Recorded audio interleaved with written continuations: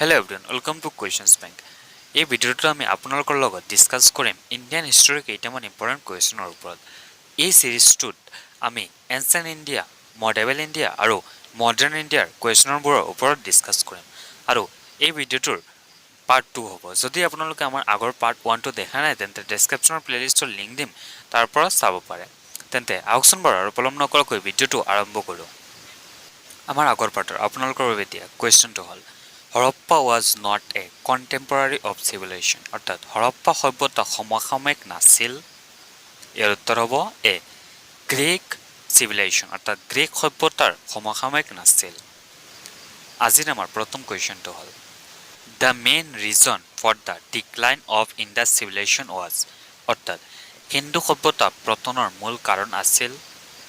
ইয়াৰ উত্তৰ হ'ব B foreign aggression অৰ্থাৎ বিদেশী আক্ৰমণ আছিল হিন্দু সভ্যতা পতনৰ মূল কাৰণ।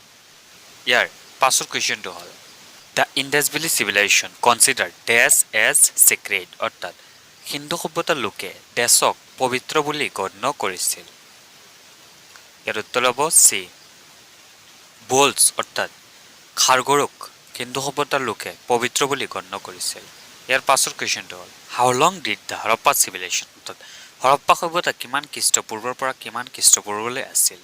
ইয়াৰ উত্তৰ হ'ব এ 5000 খ্ৰীষ্টপূৰ্বৰ পৰা 1500 খ্ৰীষ্টপূৰ্বলৈ হৰপ্পা সভ্যতা আছিল। ইয়াৰ পাছৰ কুৱেশ্যনটো হ'ল the statue of the dancer of Indus valley civilisation was discovered অৰ্থাৎ হিন্দু সভ্যতাৰ নৰ্তকীৰ মূৰ্তি আৱিষ্কাৰ হৈছিল ডেছত। ইয়াৰ উত্তৰ হ'ব ডি মহেঞ্জোদাৰোত হিন্দু সভ্যতাৰ নৰ্তকীৰ মূৰ্তি আৱিষ্কাৰ হৈছিল। নেক্সট কুৱেশ্যনটো হ'ল হু ডিচিপ্ৰেট ব্ৰাহ্মী এণ্ড খাৰষ্টি স্ক্ৰিপ্ট অৰ্থাৎ ব্ৰাহ্মী আৰু খাৰষ্টি লিপিৰ পটোদ্ধাৰ কৰিছিল। ইয়াৰ উত্তৰ হ'ব চি জেমছ প্ৰিন্সেপে 1830 চনত ব্ৰাহ্মী আৰু খৰষ্টি লিপিৰ পটোদ্ধাৰ কৰিছিল। ইয়াৰ পাছৰ কুৱেশ্যনটো হ'ল হাউ মাছ ৱাজ দ্য মহাজনপদ অৰ্থাৎ মহাজনপদ আছিল ডেছখন। ইয়াৰ উত্তৰ হ'ব বি 16খন মহাজনপদ আছিল। ইয়াৰ পাছৰ কুৱেশ্যনটো হ'ল where did Buddha preach his first sermon অৰ্থাৎ বুদ্ধদেৱে প্ৰথমে ক'ত ধৰ্মবাণী প্ৰচাৰ কৰিছিল। ইয়াৰ উত্তৰ হ'ব ডি সাৰনাথত। ইয়াৰ পাছৰ কুৱেশ্যনটো হ'ল হোৱেৰ ডিড লৰ্ড বুদ্ধা ডাই অৰ্থাৎ বুদ্ধদেৱৰ মৃত্যু ক'ত হৈছিল।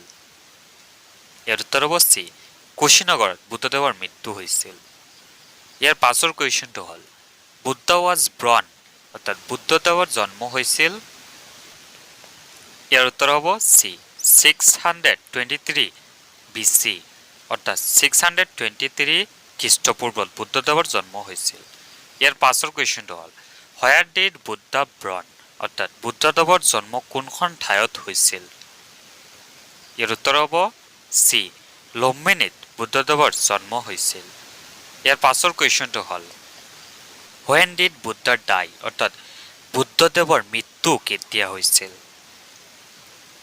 ইয়াৰ উত্তৰ হ'ব চি 543 BC অৰ্থাৎ 543 খ্ৰীষ্টপূৰ্বত বুদ্ধদেৱৰ মৃত্যু হৈছিল। ইয়াৰ পাছৰ কুৱেশ্যনটো হ'ল where did Buddha attain divinity অৰ্থাৎ বুদ্ধদেৱে দিব্যজ্ঞান লাভ কৰিছিল কোনখন ঠাইত। ইয়াৰ উত্তৰ হ'ব ডি বুদ্ধগয়াত বুদ্ধদেৱে দিব্যজ্ঞান লাভ কৰিছিল।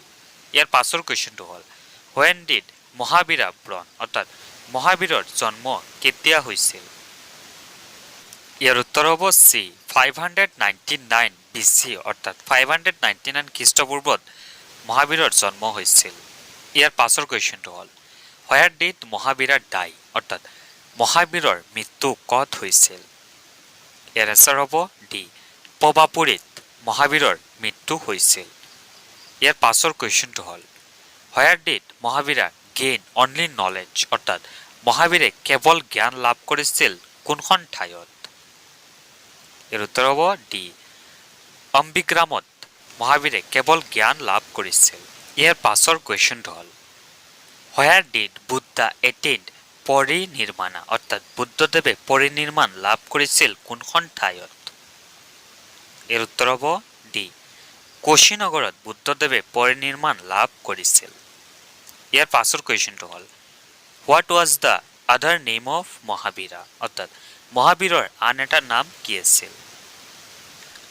ইয়াৰ শুদ্ধ উত্তৰ হ'ব চি কেবলিন হৰ্ণ মহাবীৰৰ আন এটা নাম। ইয়াৰ পাছৰ কুৱেশ্যনটো হ'ল which of the following name was not another name of Buddha অৰ্থাৎ তলৰ কোনটো নাম বুদ্ধদেৱৰ আন এটা নাম নহয়? ইয়াত চি কেবলিন হ'ল মহাবীৰৰ নাম, এইটো বুদ্ধদেৱৰ নাম নহয়। ইয়াৰ পাছৰ কুৱেশ্যনটো হ'ল the third Buddhist fair was held অৰ্থাৎ তৃতীয় বুদ্ধ মেলা অনুষ্ঠিত হৈছিল দেশত। এই কুৱেশ্যনটো আপোনালোকৰ কাৰণে ৰাখিলোঁ। ইয়াৰ এনচাৰ কমেণ্ট ছেকশ্যনত দিবলৈ চেষ্টা কৰিব আৰু ভিডিঅ'টো চাই যদি ভাল লাগিছে তেন্তে লাইক কমেণ্ট আৰু শ্বেয়াৰ কৰি দিয়া। আমাৰ ভিডিঅ'টো ইয়াত সমাপ্ত কৰিলোঁ। ধন্যবাদ।